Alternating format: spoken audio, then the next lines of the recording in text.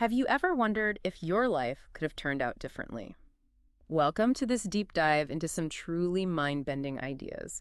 We're looking at a book called The Great Awakening to Intentional Consciousness, the Consciousness Code, Manifesting Intentions Across the Vibrational Matrix by Mauricio Eom Suarez. Exactly. And we're focusing on excerpts from the very beginning pages. It gets right into consciousness, parallel universes, Okay. and this idea of like intentionally manifesting things. So our mission today really is to just unpack some of those core ideas Suarez presents early on. These concepts might stretch your thinking a bit, Hopefully it leaves you with some new things to chew on. Definitely. And the author, well, he kicks things off with a pretty personal and kind of enigmatic statement. He says, I am a doppelganger of my truest essence, an individual perspective traveling throughout my perception of this hashtag reality. Wow. Okay. Yeah, and then he adds these hashtags, hashtag entangled, hashtag quantum, hashtag consciousness, hashtag consciousness, and hashtag panpsychist. So right away, you know you're in for something deep. What's your first reaction to that opening? Well, that phrase, doppelganger of my truest essence, it really makes you stop and think, doesn't it? It kind of suggests that the me I experience every day, this individual perspective, might just be one version, maybe like a copy or reflection of something more fundamental, that truest essence. Like layers of self. Exactly. And the you navigating reality is just one expression. And yeah, those hashtags, they definitely signal we're heading into some pretty complex territory, maybe mixing philosophy and science. For sure. And it's really important right from the get-go to understand the author's disclaimer. He's very clear this is a work of his imagination. He says it draws on scientific and historical theories, some unconfirmed, and even mentions AI influence. Okay, so he's upfront about that. Very. He explicitly states he has not consciously contacted any doppelgängers, although, he hints that dreams or maybe just strong imaginings might feel like that sort of connection sometimes. But the key takeaway is, don't take this as literal fact and like our reality. It's an exploration of possibilities. That's a crucial frame for anyone listening. We're diving into thought experiments, possibilities, not necessarily hard truths. Now, you mentioned he asked an AI to interpret that opening statement. What did the AI make of it? Yeah, the AI broke it down piece by piece. It defined doppelganger pretty standardly, a twin or counterpart, often with paranormal vibes. And truest essence, it said, is like your core authentic self, the foundation beneath your experiences. Individual perspective is just your unique worldview, how you perceive reality. So far, so good. Right, those seem fairly straightforward. Yeah. But then it must have tackled the hashtags, which sound a bit more technical. It did. It got into entangled. Now, for listeners, think of this as one of the really weird but confirmed parts of quantum physics. You have two particles, length measure one, you instantly know something about the other, no matter how far apart. Einstein famously called it spooky action at a distance.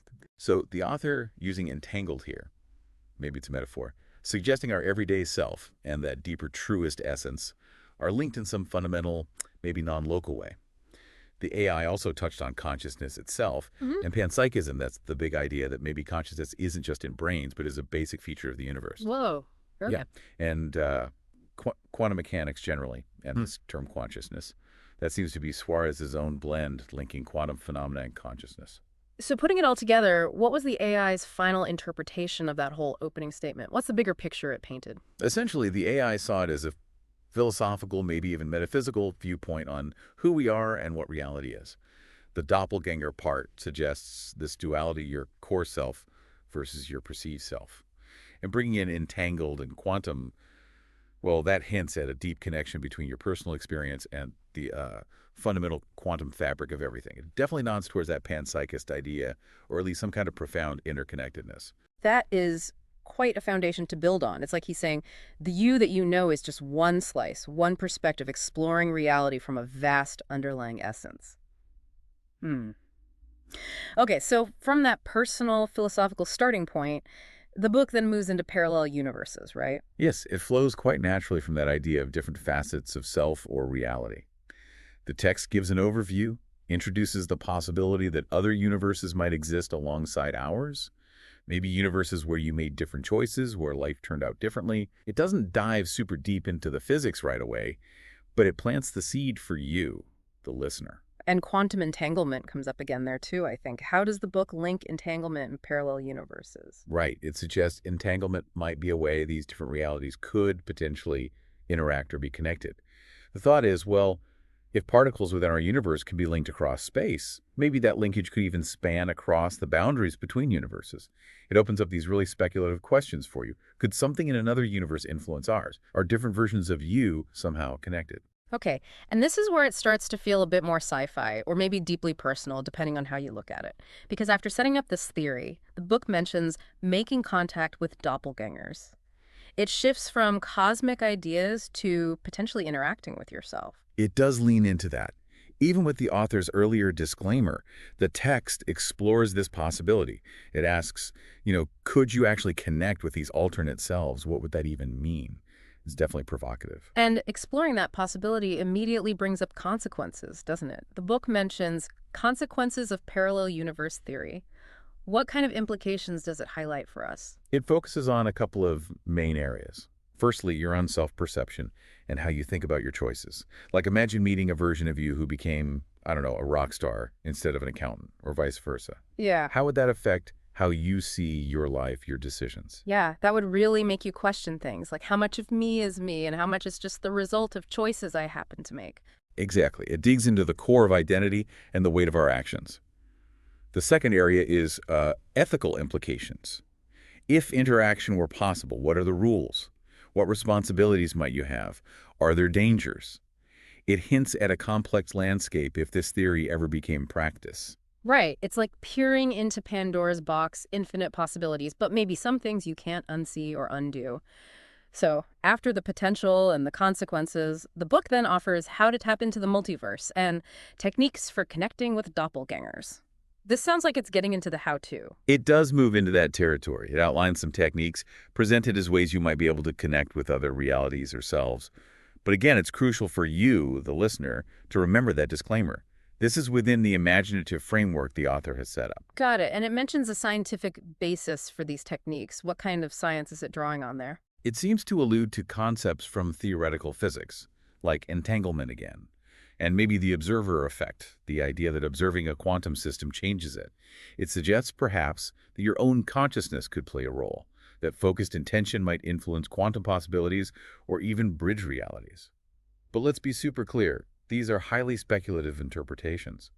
It's using scientific ideas as inspiration, not presenting established scientific methods for contacting parallel universes. Okay, so inspiration, not instruction manual based on current science. Understood. Now, the tone shifts quite dramatically after that, doesn't it? Introducing overlords of deception and strategies for freedom. That feels different. It is a distinct shift. This section introduces a narrative about these supposed overlords aiming to control humanity. And it's really important for us to state, again, we are just presenting what's in the source material here. We're not endorsing this narrative or taking a stance on it. Absolutely. Neutral reporting is key here. So according to the book, what's the alleged agenda of the overlords of deception? The text lists several points for you to be aware of, as presented by the author. Control of information, limiting knowledge. Psychological manipulation, using propaganda, fear. Economic domination, controlling resources to create dependency. Okay, seems like standard dictatorial tactics, framed in this context. What else? Also, surveillance and monitoring, tracking people. Divide and conquer, creating conflict between groups. Cultural manipulation, shaping norms and values. And finally, technological control, using tech for suppression. Right. A whole suite of control mechanisms outlined in the book's narrative. And then in response, the text offers strategies for pursuing freedom. Again, just reporting what it says. What are these strategies? The book suggests countermeasures. Things like education and awareness, seeking and sharing truth, critical thinking, questioning information, unity and solidarity, working together, resourcefulness and self-sufficiency, becoming less dependent on controlling systems. Make sense as counters? Any others? Yes. Also, covert and secure communication methods, technological innovation to empower people, and importantly, developing resilience and perseverance. It's interesting how the book builds this narrative framework, even if we're just observing it.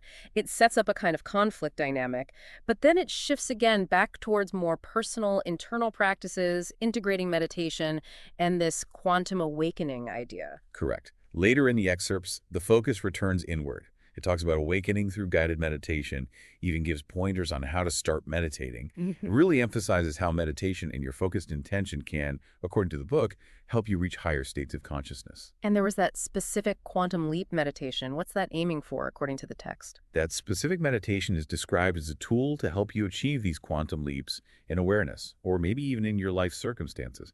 It apparently involves visualizing portals, maybe attempting communication with alternate selves, all within that meditative state. It connects the multiverse idea directly to inner practice. So it's trying to bridge the gap between these huge cosmic ideas and your personal internal experience through meditation. What else does that section cover? It also mentions intention-setting rituals, ways to consciously direct your focus. There's a guided journey to quantum awakening, and it stresses the importance of gratitude and belief in the process. It frames meditation as the nexus within, like a central hub connecting you to deeper realities. It definitely sounds like it's encouraging the reader to actively engage with these ideas on a personal level, perhaps imaginatively or spiritually. Then, near the end of what we looked at, it talks about the reader's role in a potential battle. Again, stressing we're just outlining the book's view. Exactly. It suggests you, the reader, aren't just passive, but have a part to play, though it's a bit vague in these early pages. This ties into the Great Awakening, a new era, which includes themes like healing the planet, using concepts like quantum healing and energy transformation, and also awakening consciousness more broadly, and even harmonizing realities. So it's connecting individual awakening with a larger, maybe even planetary or multi-reality shift. It's ambitious. Very. And it loops back to the individual with a section asking, what are the advantages for you? He tries to ground all these massive concepts in potential personal benefits for you, the reader, engaging with these ideas. Right, bringing it back home. Which leads us nicely to our final thought for listeners today. After exploring all this doppelgängers, parallel universes, consciousness, even these overlords and awakenings, considering the idea of multiple versions of yourself in interconnected realities, what's just one aspect of your own life that you might start to view differently after thinking about all this? It's definitely something this deep dive provokes, isn't it? It really does. It opens up questions about identity, choice, and the nature of reality itself. Lots to ponder. Please like, share, and subscribe, and be sure to join us next time as we continue our journey through the Consciousness Code, manifesting intentions across the vibrational matrix.